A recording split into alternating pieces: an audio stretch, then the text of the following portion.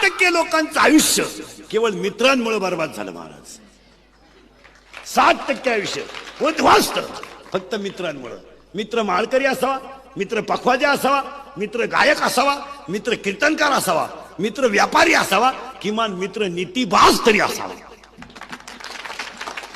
नालायक मित्र आपलं. आपण एमएला आहे, एमएला आणि दुसरी 12वी पोराशी करतो. आपल्या मित्राची लेवल तुझा तशी असावा.